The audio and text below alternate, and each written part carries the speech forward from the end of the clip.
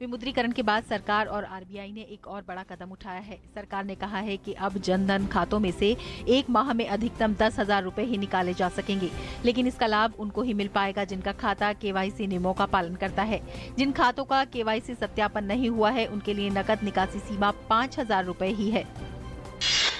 आतंकियों द्वारा कल जम्मू कश्मीर के नगरोटा में किए गए आतंकी हमले के बाद आज सुबह सेना ने तलाशी अभियान दोबारा शुरू कर दिया। मंगलवार सुबह भारी हथियारों से लैस आतंकवादियों ने सेना की वर्दी में आर्मी बेस पर हमला किया। कार्रवाई के दौरान 3 आतंकियों को मार दिया गया। इस घटना के दौरान 2 सैन्य अधिकारी और सेना के 5 जवान भी शहीद हो गए। लोकसभा में सदन की कार्यवाही बार बार बाधित होने पर संसदीय कार्य मंत्री अनंत कुमार ने कहा, हम 16 नवंबर से ही विमुद्रीकरण के मुद्दे पर चर्चा के लिए तैयार हैं, लेकिन विपक्ष चर्चा से भाग रही है।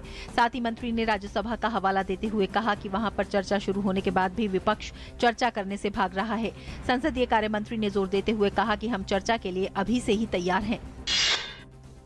आप सांसद भगवंत मान मामले पर गठित सांसद किरीट सोमैया कमेटी ने आप सांसद मान को संसद की सुरक्षा से खिलवाड़ का दोषी माना है। गौरतलब है कि भगवंत मान ने संसद की सुरक्षा जांच को लेकर एक वीडियो बनाकर उसे नेट पर डाल दिया था। समिति आज अपनी पूरी रिपोर्ट लोकसभा अध्यक्ष सुमित्रा महाजन को सौंपेगी।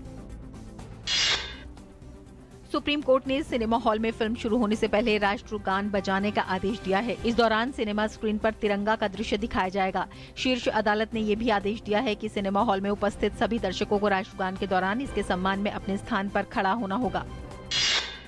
केंद्रीय मंत्री वेंकैया नायडू ने आज कहा कि सरकार विमुद्रीकरण के मुद्दे पर संसद में चर्चा करने को तैयार है और प्रधानमंत्री नरेंद्र मोदी चर्चा में हिस्सा लेंगे। उन्होंने साथ ही विपक्षी दलों से अपील की कि सदन की कार्यवाही बाधित न करें। वेंकैया ने कहा कि देश का मिजाज इस कदम के पक्ष में है और इसीलिए विपक्षी दलों की हड़ताल और विरोध प्रदर्शन सफल नहीं हुए। पश्चिम बंगाल के सुकना में सेना का चीता हेलीकॉप्टर दुर्घटनाग्रस्त हो गया है, जिसमें सवार सेना के 3 अधिकारियों के मारे जाने की खबर है। सेना का चीता हेलीकॉप्टर सुकना में सुबह करीब 10:30 बजे दुर्घटनाग्रस्त हुआ।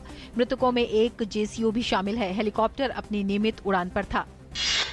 भारतीय जनता पार्टी ने 2 राज्यों के प्रदेश अध्यक्ष बदल दिए हैं। दिल्ली भाजपा की कमान अब सतीश उपाध्याय की जगह मनोज तिवारी के हाथ में होगी। मनोज तिवारी उत्तर पूर्वी दिल्ली से सांसद हैं। इसी तरह बिहार में मंगल पांडे की जगह नित्यानंद राय को भाजपा का प्रदेश अध्यक्ष बनाया गया है। राजधानी दिल्ली में आज से पंचायती राज मंत्रालय द्वारा आयोजित पंचायत प्रतिनिधियों का प्रशिक्षण सम्मेलन शुरू हुआ। 3 दिन तक चलने वाले इस सम्मेलन में देश के 8 राज्यों के करीब 900 प्रतिनिधि हिस्सा ले रहे हैं। सम्मेलन का उद्घाटन करते हुए केंद्रीय ग्रामीण और पंचायती राज मंत्री नरेंद्र सिंह तोमर ने कहा कि भारत की प्रगति तभी हो सकती है जब पंच सरपंचों की कार्यकुशलता और क्षमता बढ़ाई जाए। दिल्ली समेत पूरे उत्तर भारत में सर्दी ने दस्तक दी। दिल्ली और इसके आसपास इलाकों में आज सुबह धुंध और कोहरे के कारण सड़कों पर दृश्यता न के बराबर रही। इस कारण कई ट्रेनें और हवाई यात्रियों को काफी मुसीबत का सामना करना पड़ा। तुर्की में अदाना के एक छात्रावास में आग लगने से 12 लोगों की मौत हो गई, जिनमें से अधिकतर स्कूली छात्राएं हैं। अधिकारियों के मुताबिक आग किसी इलेक्ट्रिकल गड़बड़ी की वजह से लगी।